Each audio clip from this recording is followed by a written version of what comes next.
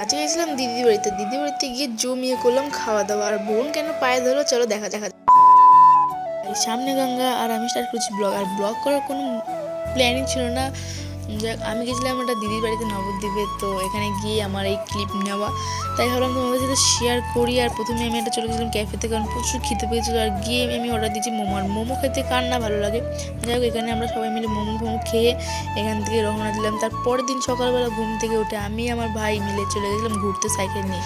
আর guys আমরা plan ছাড়াই চলে গেছিলাম মায়াপুর ঘাটে। আর গাইজ ঘাটে গিয়ে আমাদের মন্দিরটা দেখে মনে হচ্ছে আমরা মায়াপুর যাই, গিয়ে ঘুরে আসি, কিন্তু আমরা পারমিশন নিইনি। তারপর লাস্টে প্ল্যান করলাম যে পারমিশন নিয়ে আমরা মায়াপুর যাব।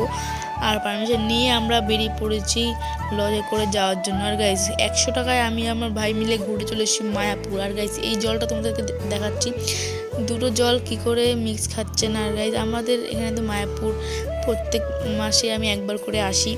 আর গাইজ পৌঁছে গেছি মায়াপুর। আর মায়াপুরে এসে এই সিনটা আমার দারুণ লেগেছে গাইজ, কি বলবো। যাই হোক, এই সিনটা আমার দারুণ লেগেছে, এত সুন্দর করে কৃষ্ণনাম বলছে। তারপর আমরা ঘোরাঘুরি করে লাস্টে আমরা এখান থেকে একটা গীতা কিনে তারপর আমরা চলে গেছিলাম রানাদার ফেমাস ভেজ বিরিয়ানির দোকানে। গিয়ে তো মনটাই ভেঙে গেছে, কারণ গাইজ আজকে রবিবার দোকান বন্ধ থাকবে, তাই আমরা জল খেয়েই বাড়িতে দিকে রওনা দিলাম। তারপর এখানে ঐশনির জন্য ডোনেশন নিচ্ছিল, তারপর এখানে আমি কিছু দিলাম। তারপর আমরা লজে করে আবার চলে আসলাম বাড়িতে।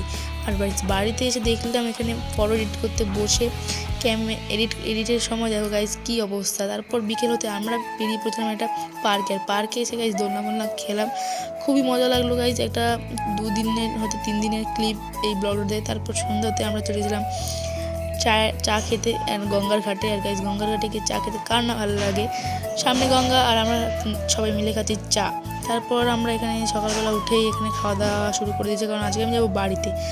আর এখানে তো হচ্ছে বোন আমার পায়ে ধরছে যে যেতে হবে না আজকে, কারণ আজকে আমাকে যেতে হবে, কারণ কাজ আছে বাড়িতে। পর এখানে কান্নাকাটি শুরু হয়ে গেছে যে আজকে যেতে হবে না, আজকে যেতে হবে না। তারপর লাস্টে পায়ে ধরলো আমার যে আজকে যাস না, আজকে দিনটা থাক। তো এইভাবে আমাকে 3 দিন আটকিয়ে রেখেছে, যেতে হবে না আজকে, কান্নাকাটি করে। তারপর ফাইনালি আমরা ওকে মানিয়ে আমরা চলে এসেছি স্টেশনে এসে আমরা ফাইনালি ট্রেন ধরে চলে এসেছি বাড়িতে। যে ভিডিওটা এতটা দেখা হচ্ছে নেক্সট কোনো ভিডিওতে। Tata and bye bye.